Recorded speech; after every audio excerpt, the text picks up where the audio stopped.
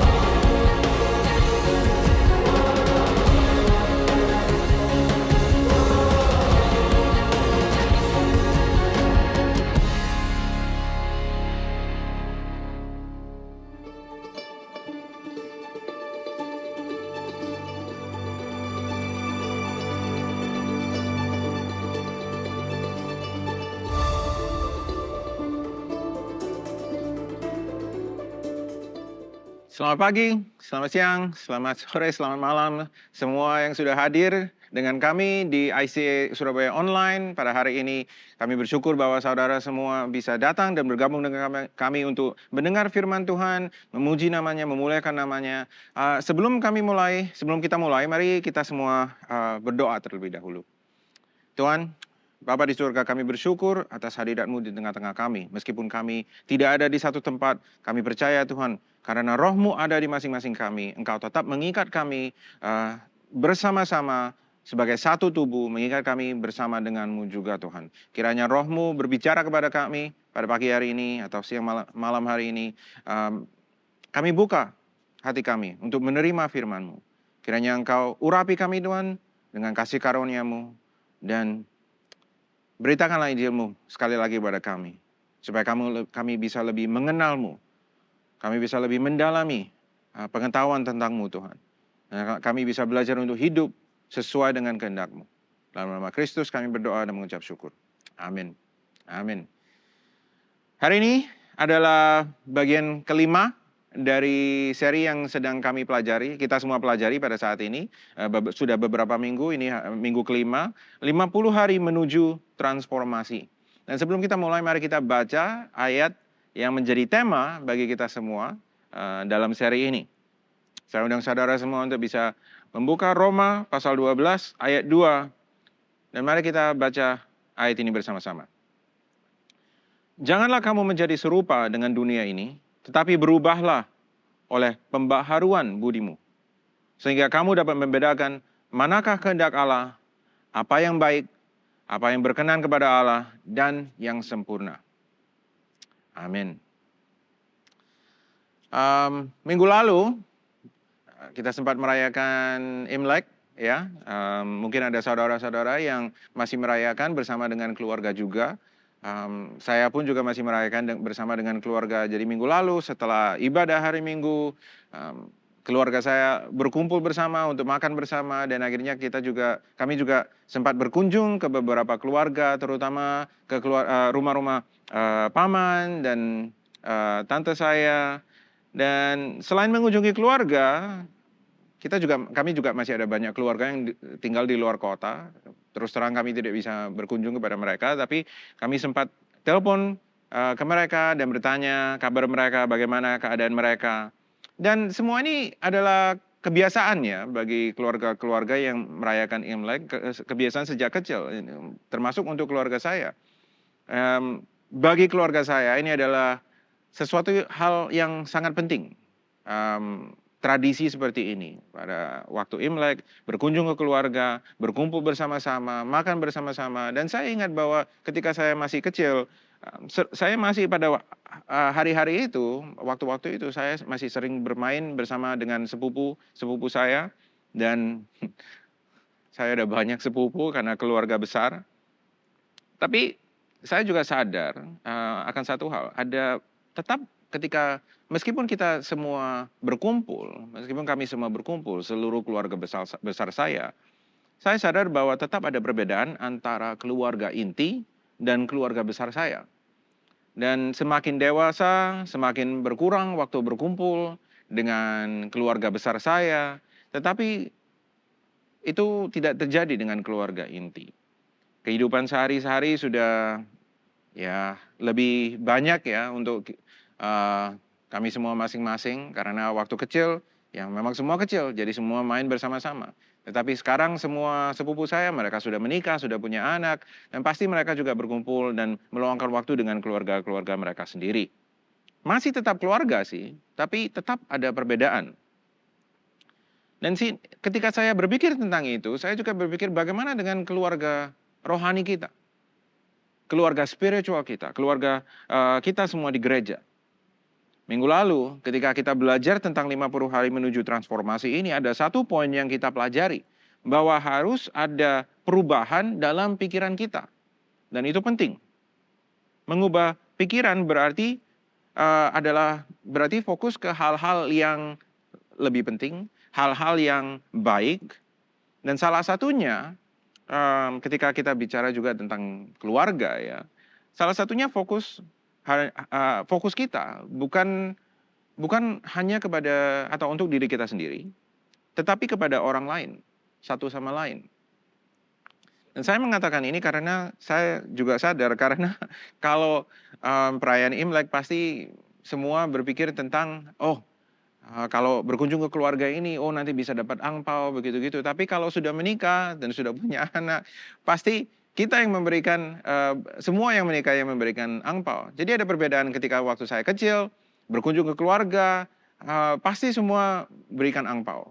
Tetapi sekarang, Saya yang harus berpikir, aduh harus saya yang berikan angpau. Dan karena keluarga saya besar, wah itu juga pengeluaran yang lumayan besar juga. Tapi di situ yang menurut saya menjadi perbedaan fokus, terutama untuk diri saya. Ketika saya masih kecil dan ketika sudah dewasa. Ketika masih kecil fokusnya ke saya. Karena saya berpikir apa yang bisa saya dapat. Tetapi ketika dewasa saya juga harus berpikir apa yang bisa saya berikan kepada keluarga. Dan inilah kenapa kita ada judul ada hari ini untuk firman yang kita pelajari.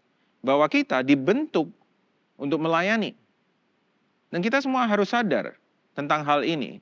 Kita dibentuk untuk melayani satu sama lain.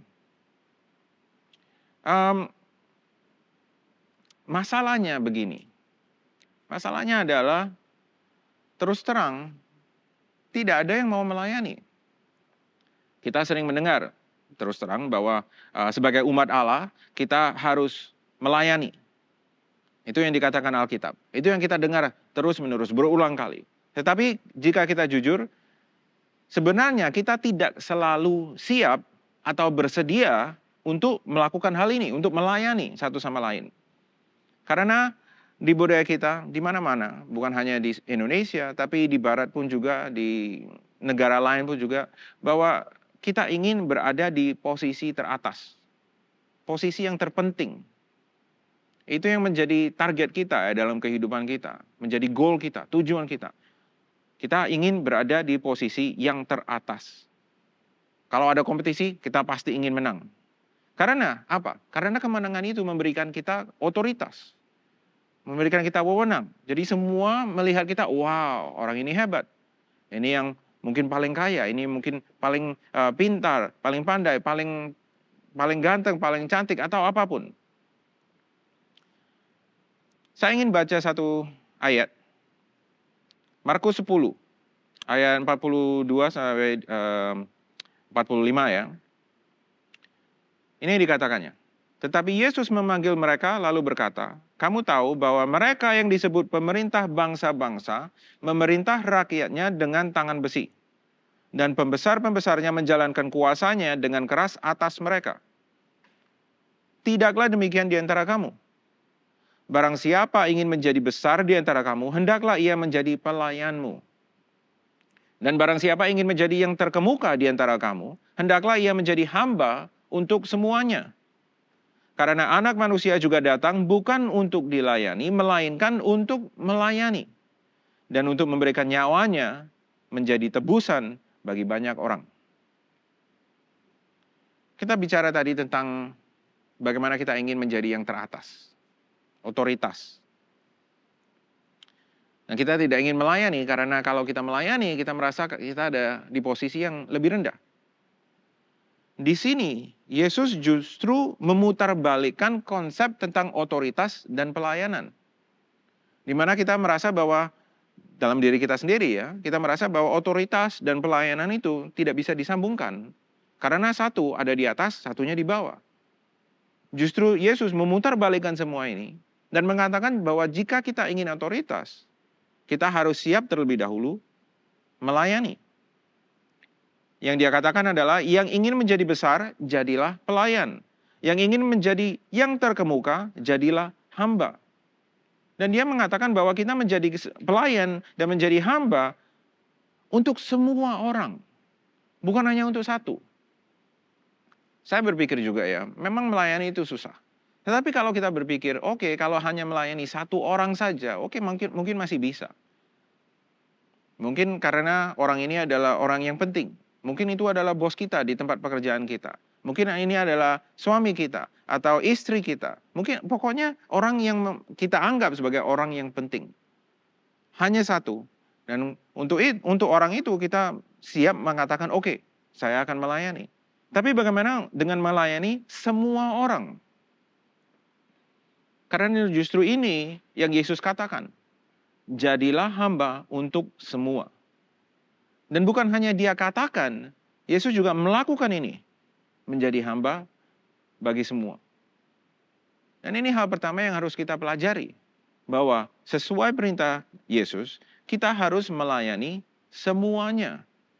baik yang berposisi di atas kita maupun yang di bawah kita. Dan Yesus sendiri mencontohkan sikap pelayanan ini ketika ia membasuh kaki para muridnya di Yohanes pasal 13, ayat 12 sampai 17. Ini yang dikatakan firman. Sesudah ia membasuh kaki mereka, ia mengenakan pakaiannya dan kembali ke tempatnya.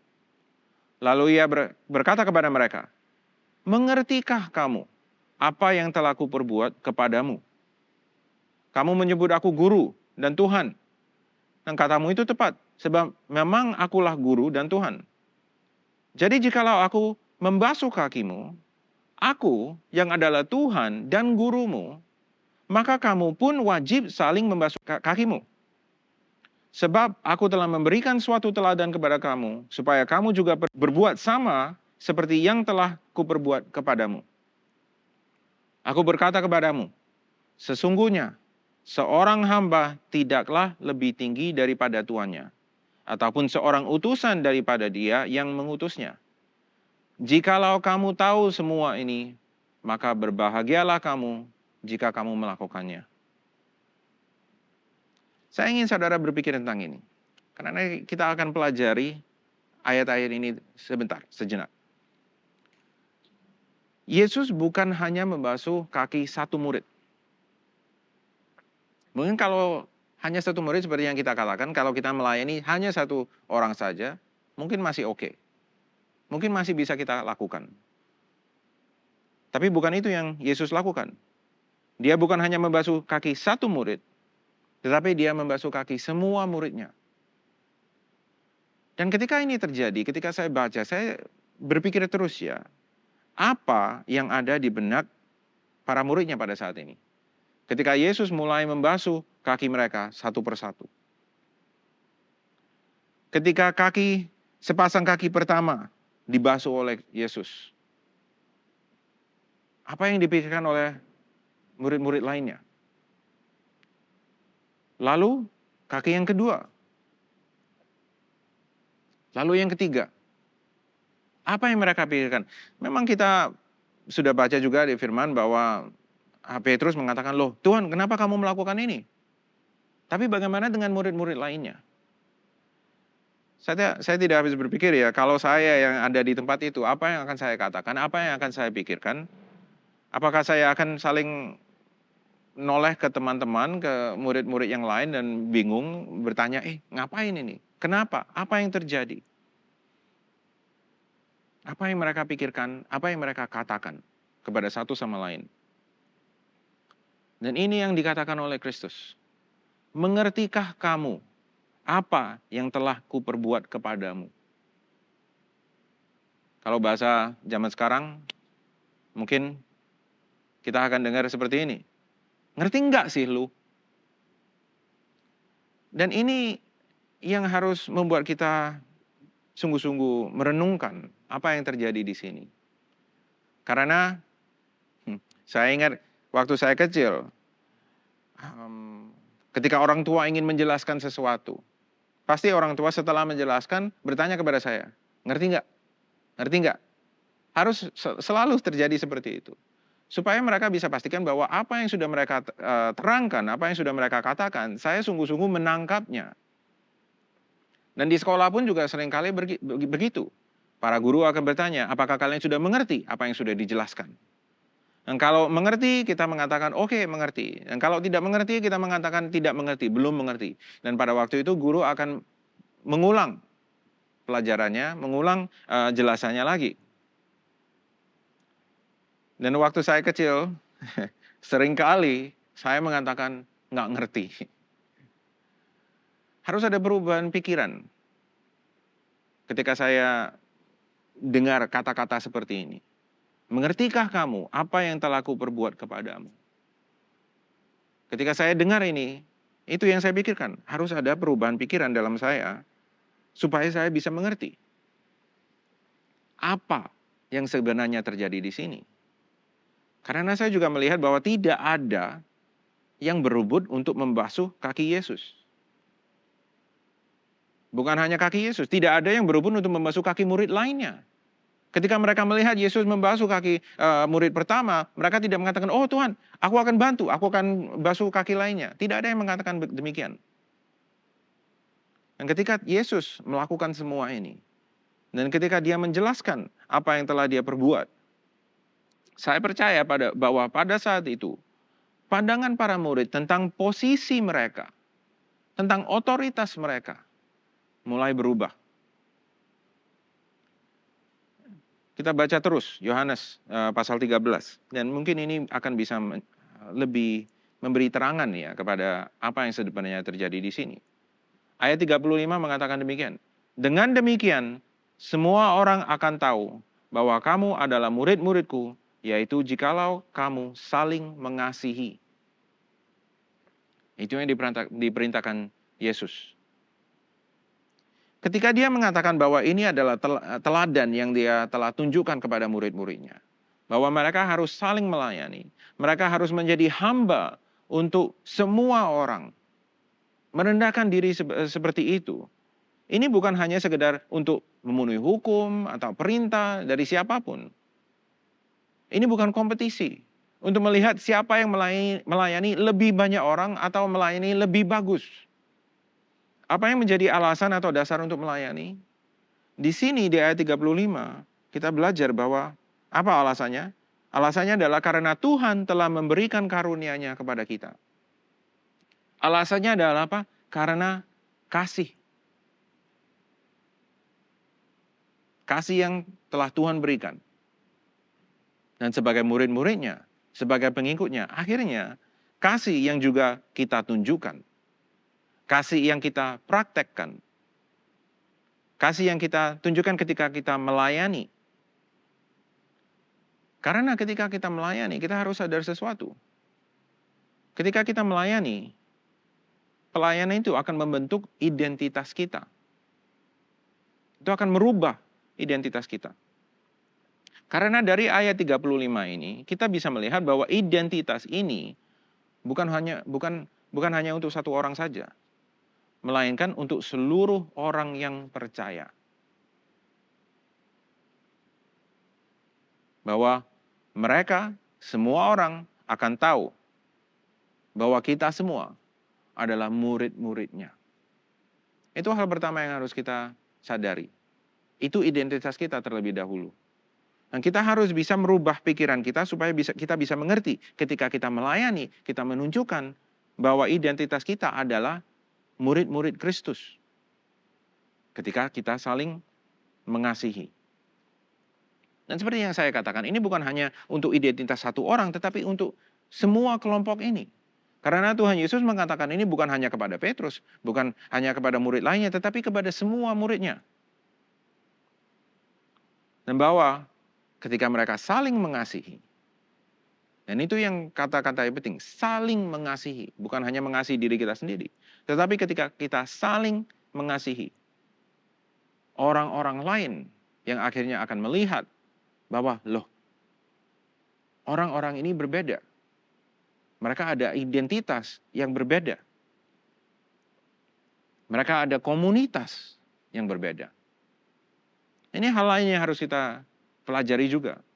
Bahwa melayani bukan hanya membentuk atau merubah identitas kita, tetapi jika kita melakukan pelayanan itu juga akan membentuk komunitas kita. Dan komunitas ini adalah satu hal yang penting. Kita sebenarnya, menurut Alkitab, kita dibentuk dalam komunitas, dan kita dibentuk untuk komunitas. Beberapa bulan lalu di ICA kita juga sempat belajar tentang komunitas ini, koinonia. Itu yang kita pelajari. Dan jika saudara ingin, saudara bisa lihat di channel YouTube kami dan mencari seri yang itu tentang komunitas ini. Dan karena kita dibentuk dalam komunitas dan untuk komunitas, akhirnya perubahan atau transformasi yang selama ini kita kejar selama 50 hari ini, transformasi itu pun terjadi dalam komunitas, bukan hanya dalam diri kita sendiri. Dan saya katakan sekali lagi, saya suka kedua kata ini ya mungkin ya, bisa diganti-ganti terus. Bukan hanya dalam komunitas, tetapi juga dengan tetapi juga dengan komunitas. Karena ini yang dikatakan oleh Kristus, jadi jikalau aku membasuh kakimu, aku adalah Tuhan dan gurumu, aku yang adalah Tuhan dan gurumu, maka kamu pun wajib saling membasuh kakimu. Dalam komunitas dan dengan komunitas. Karena Yesus sendiri telah melakukannya. Dan terus terang di pelayanan saya dan istri saya di Youth Development Program di YDP ya, ini yang juga kami ingin terapkan. Bahwa semua orang yang ada di YDP, semua anak-anak yang mengikuti program YDP, mereka semua harus bisa saling melayani, saling mengasihi. Dan bagaimana caranya? Kami pastikan bahwa semua anak YDP ada tugas setiap Jumat ketika mereka datang berkumpul dengan teman-teman lainnya. Dan ini yang ingin saya katakan. Seringkali kita berbicara tentang pelayanan, kita takut, kita ragu-ragu, dan kita merasa bahwa oh ini bukan saya yang ditugaskan. Seharusnya pendeta, seharusnya orang ini, seharusnya orang itu. Mereka yang lebih ada wewenangnya begitu-gitu. Karena seringkali ketika ada teman yang ada jemaat yang perlu doa atau apapun, mungkin ada orang-orang, ada jemaat lain yang mengatakan kepada saya sebagai pendeta, mereka mengatakan, Anthony, ada jemaat yang perlu doa. Apakah kamu bisa menghubungi supaya bisa doakan mereka? Dan saya sering mengatakan bahwa, loh, kamu nggak usah tunggu saya untuk doa. Kamu pun ada wewenang, kamu pun ada otoritas untuk mendoakan mereka. Tetapi seringkali kita ragu-ragu karena kita takut, karena kita merasa, loh, tapi kan itu kan bukan tempatku. Tetapi ini yang saya ingin katakan. Kita semua adalah bagian dalam komunitas ini. Bukan hanya saya. Kita semua. Berarti sebagai komunitas yang disatukan oleh Allah, sebagai keluarga besar yang disatukan oleh Allah, kita semua ada wewenang untuk mendoakan satu sama lain. Untuk membantu satu sama lain. Untuk melayani satu sama lain. Dan saudara harus ingat sesuatu. Satu tindakan pelayanan yang bisa saudara lakukan. Satu tindakan saja. Satu tindakan pelayanan itu bisa mengubah seluruh komunitas kita. Dan akhirnya berkat yang kita terima adalah berkat yang kita terima bersama-sama ketika saudara siap melakukan satu tindakan pelayanan itu. Jadi siapakah yang harus melakukan satu tindakan pelayanan tersebut? Bukan hanya saya, bukan hanya orang yang lebih dewasa, bukan hanya orang yang lebih spiritual, tetapi kita semua. Saya ingin bertanya kepada saudara, apakah saudara ingin maju, bersedia untuk maju, melakukan pelayanan tersebut? Mungkin pada saat ini ketika saya berbicara tentang ini, ada satu hal yang saudara tahu, yang mungkin ini bisikan dari Allah. Dan Tuhan mengatakan kepada saudara, lakukan ini. Layanilah orang itu. Doakan orang itu. Satu pelayanan. Bantu di sekolah minggu, bantu di worship, atau apapun. Apa yang Tuhan katakan kepada saudara sekarang? Mungkin saudara merasakan bisikan itu karena Tuhan ingin saudara untuk melakukan hal itu. Karena dalam pelayanan ini, karena kita semua adalah bagian dari satu komunitas, kita semua dipanggil untuk berpartisipasi. Bukan hanya untuk menonton. Dan kita semua dipanggil, seperti yang saya katakan dari awal, karena ini adalah judul khotbah hari ini, kita bukan hanya dipanggil, kita dibentuk untuk melayani. Jadi, mengapa kita harus berpartisipasi? Karena kita dibentuk untuk itu. Itu tujuannya. Itu maksud Tuhan mengapa Dia membentuk kita semua, menciptakan kita semua, dan menyatukan kita semua sebagai satu keluarganya. Dan mengapa harus berpartisipasi? Karena Tuhan sendiri, Yesus sendiri, sudah menunjukkan caranya. Kita baca lagi di ayat awal yang kita sempat baca. Sebab aku telah memberikan suatu teladan kepada kamu, supaya kamu juga berbuat sama seperti yang telah kuperbuat kepadamu. Dia yang menjadi teladan, Yesus yang menjadi teladan, dan Yesus sendiri juga mengajak kita untuk melakukan hal yang sama. Kenapa? Supaya semua orang akan tahu. Sekali lagi, kita kembali ke ayat 35. Dengan demikian, ketika kita saling mengasihi, semua orang akan tahu bahwa kita adalah murid-muridnya. Dan kata-kata itu, semua orang akan tahu. Apakah saudara sadar bahwa ketika kita melayani, pelayanan kita akhirnya juga bisa mengungkapkan Injil. Kita sering berpikir bahwa kita harus menjadi pakar teologi. Karena kita sering mengatakan, oke, kita harus memuridkan bangsa-bangsa, kita harus menyebarkan firman, kita harus memberitakan firman, memberitakan kepada semua tentang kasih Kristus, tentang penebusannya, tentang kebangkitannya. Dan kita berpikir bahwa kita harus menjadi pakar teologi untuk bisa menginjili seseorang. Ya memang kita harus bisa sungguh-sungguh mengetahui dan mengerti firman dengan baik. Tetapi kita lupa bahwa kita masing-masing juga telah diberikan talenta-talenta oleh Tuhan. Dan kita dibentuk dengan talenta-talenta tersebut. Dan kita bisa memakai talenta-talenta yang sudah Tuhan berikan untuk mengungkapkan Injil. Apapun yang kita lakukan. Kita melayani dan mengungkapkan Injil ketika kita memakai talenta-talenta kita. Dan di sini kita harus mengerti lagi bahwa kita dibentuk untuk hal ini. Jadi bukan karena panggilan sebagai pendeta atau apapun, semua orang yang percaya, kita semua dibentuk dengan talenta-talenta tertentu untuk bisa mengungkapkan Injil.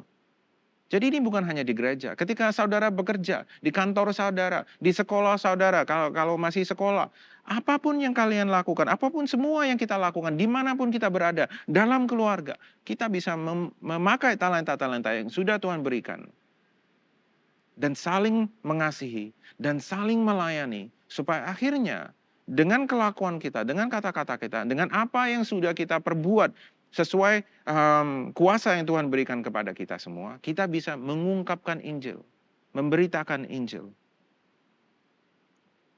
Roma 12 ayat 5-8 mengatakan demikian. Demikian juga kita, walaupun banyak, adalah satu tubuh di dalam Kristus. Tetapi kita masing-masing adalah anggota yang seorang terhadap yang lain. Berarti kita bukan sendirian. Demikianlah kita mempunyai karunia yang berlain-lainan menurut kasih karunia yang dianugerahkan kepada kita. Jika karunia itu adalah untuk bernubuat, baiklah kita melakukannya sesuai dengan iman kita. Jika karunia untuk melayani, baiklah kita melayani. Jika karunia untuk mengajar, baiklah kita mengajar. Jika karunia untuk menasihati, baiklah kita menasihati. Siapa yang membagikan sesuatu, hendaklah ia melakukannya dengan hati yang ikhlas. Siapa yang memberi pimpinan, hendaklah ia melakukannya dengan rajin. Siapa yang menunjukkan kemurahan, hendaklah ia melakukannya dengan sukacita.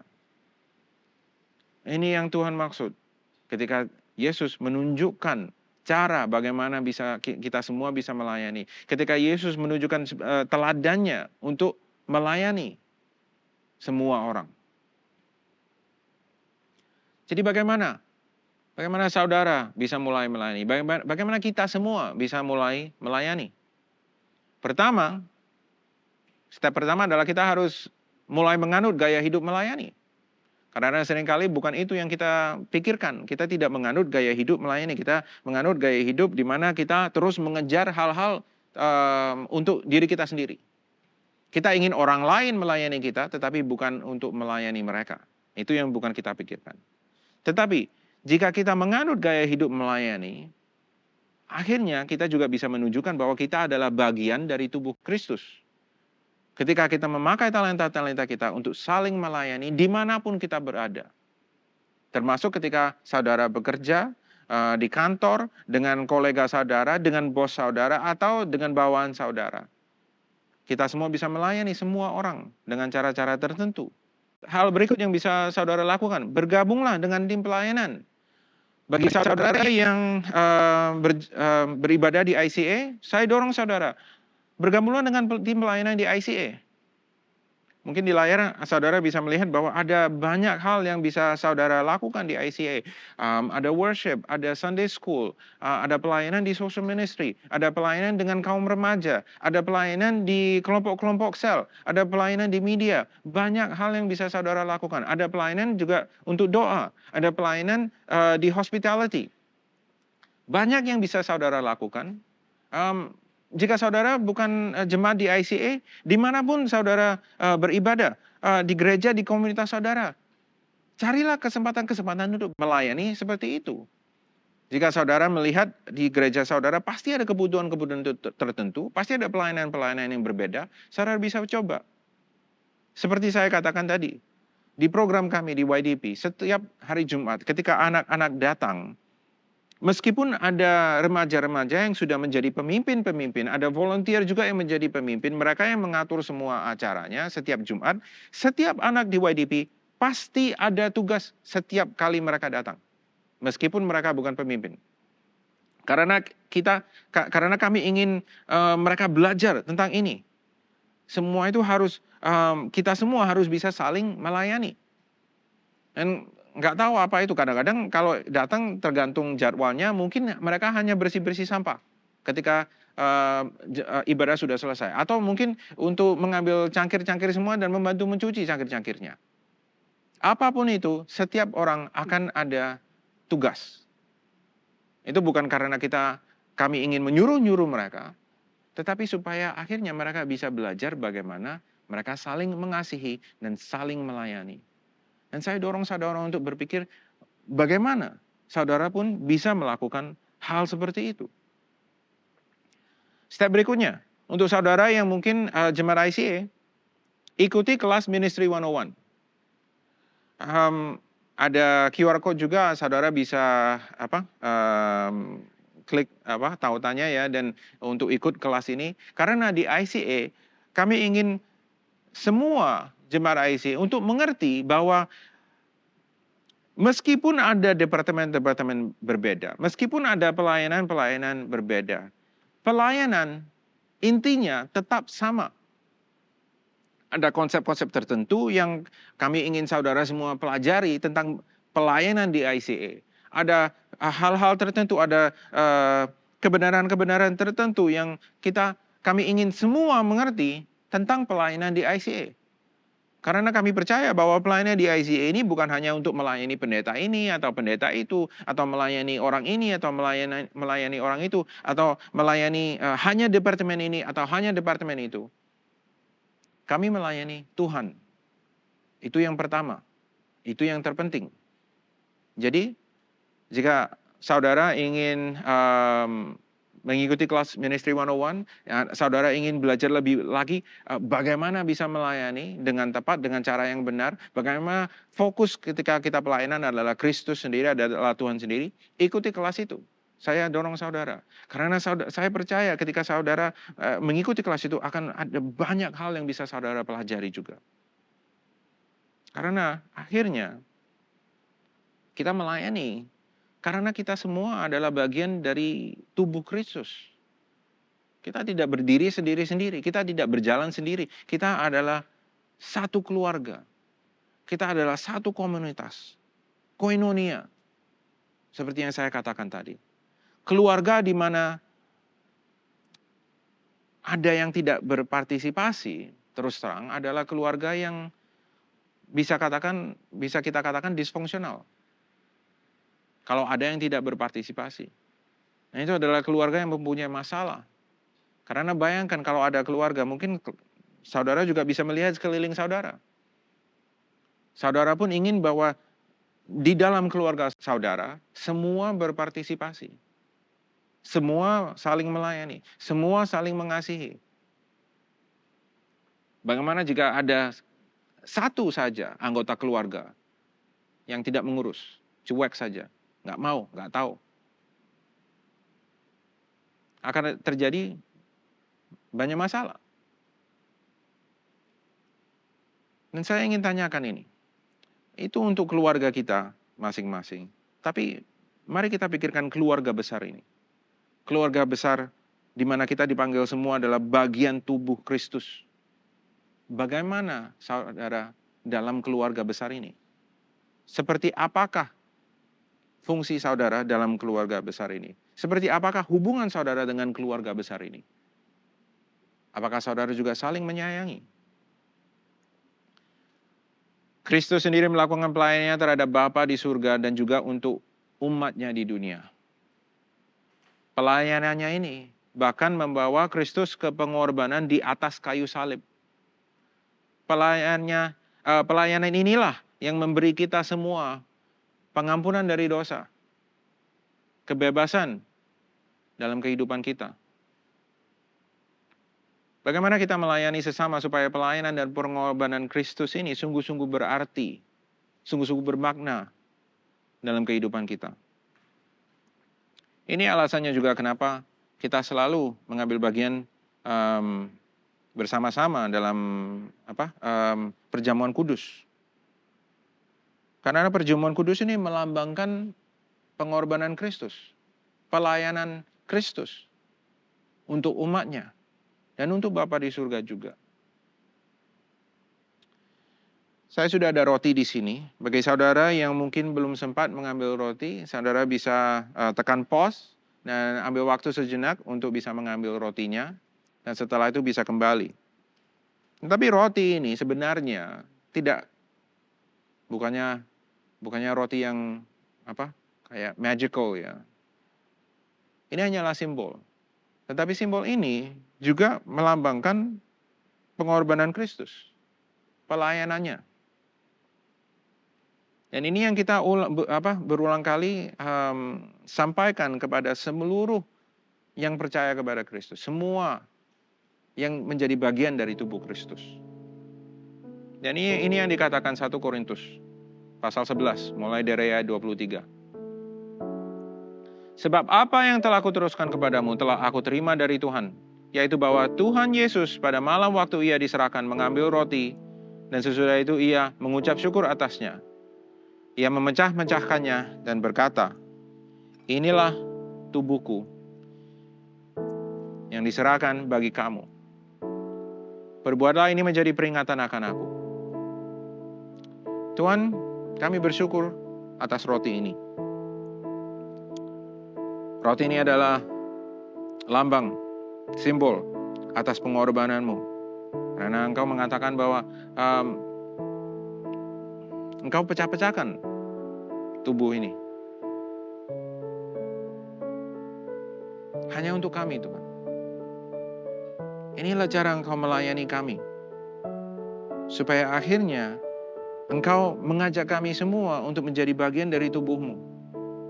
Dan sebagai bagian dari tubuhmu kita harus mengingati ini semua. Bahwa kita semua adalah roti-roti yang juga seperti ini terpecah-pecah.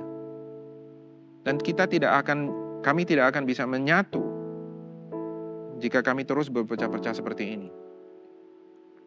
Tapi engkau berikan ini kepada kami. Supaya kami diundang untuk menjadi bagian darimu. Karena pelayananmu. Dan kiranya ketika kami mengambil bagian dari roti ini, Tuhan, kami juga ingat bahwa kami juga harus terus saling mengasihi dan saling melayani. Mari kita makan roti ini bersama-sama.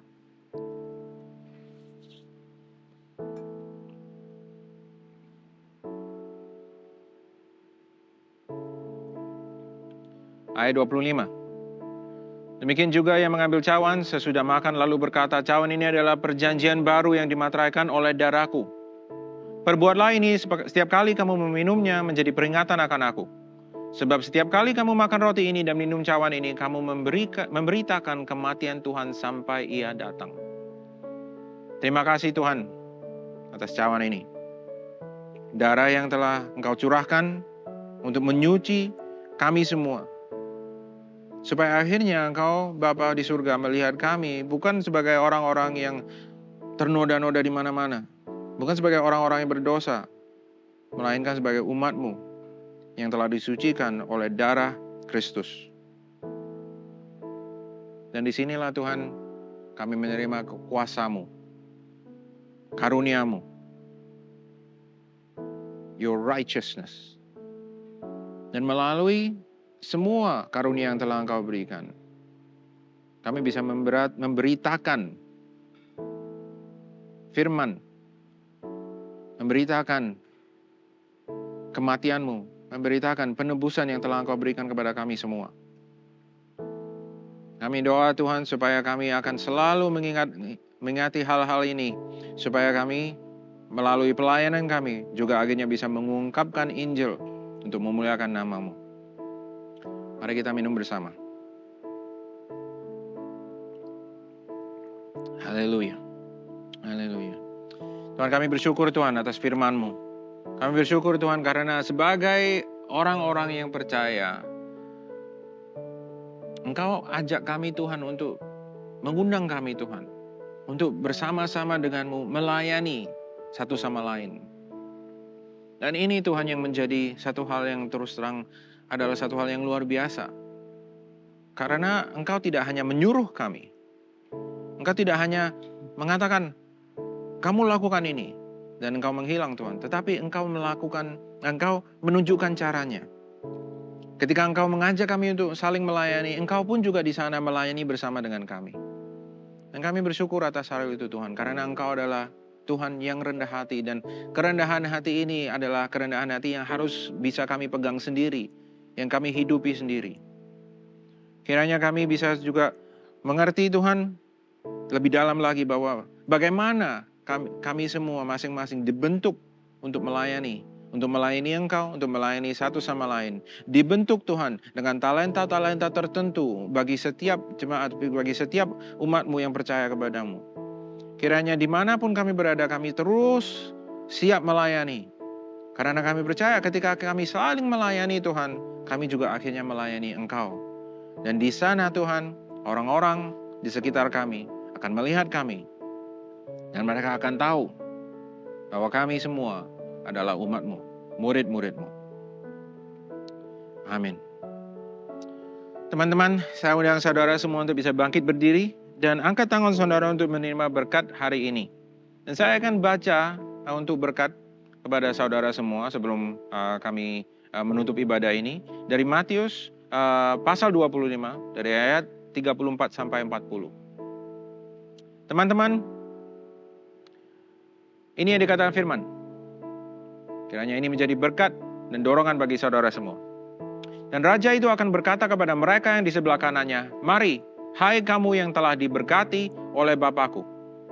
Terimalah kerajaan yang telah disediakan bagimu sejak dunia dijadikan.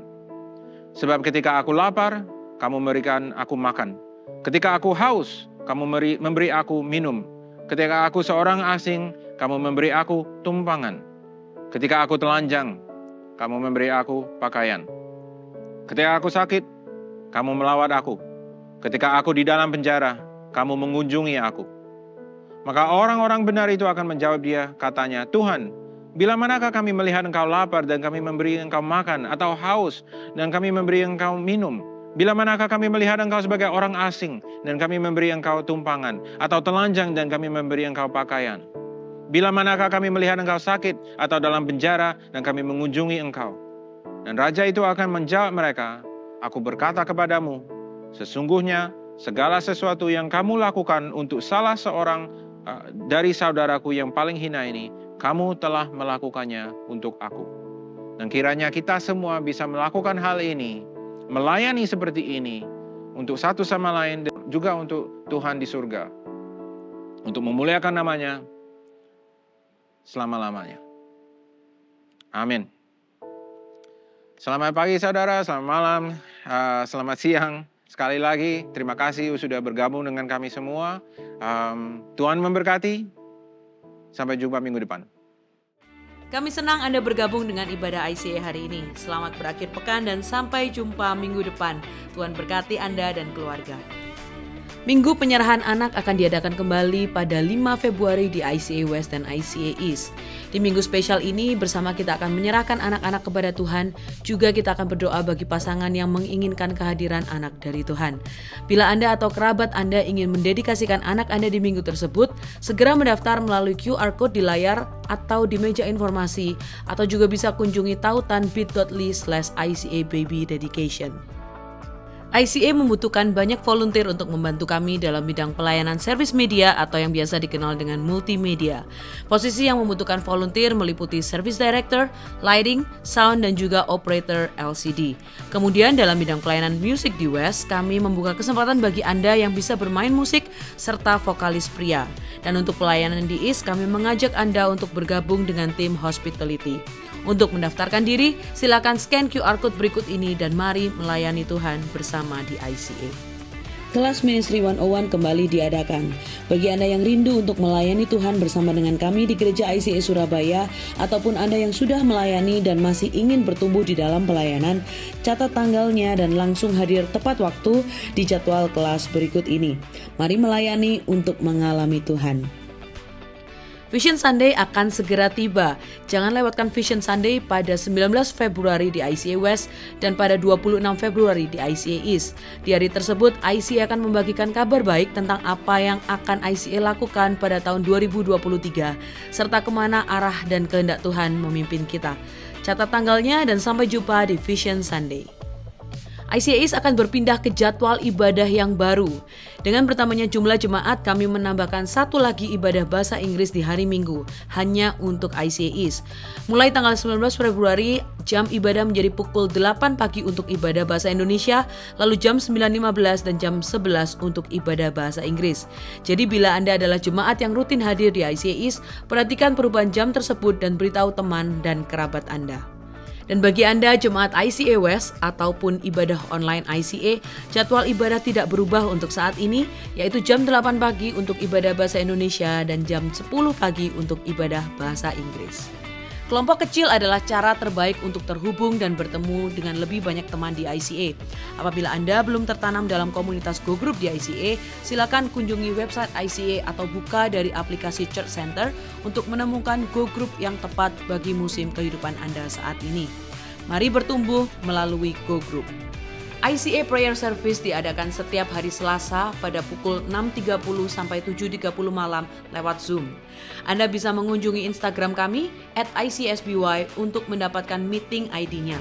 Mari menyembah dan berdoa bersama. Memberikan persembahan menjadi semakin mudah. Silakan scan QR Code di layar dengan menggunakan aplikasi bank Anda atau kunjungi icasby.com/giving untuk informasi lebih lanjut. Kami rindu untuk bisa mendoakan Anda. Bagikan pokok doa Anda melalui tautan bit.ly/ICA Prayer Online dan bersama kita melangkah dan percaya bahwa Tuhan bekerja. Ikuti sosial media ICA Surabaya di YouTube, Facebook, Instagram, dan Spotify. Anda dapat menemukan berbagai informasi, playlist musik, video, renungan, dan lainnya.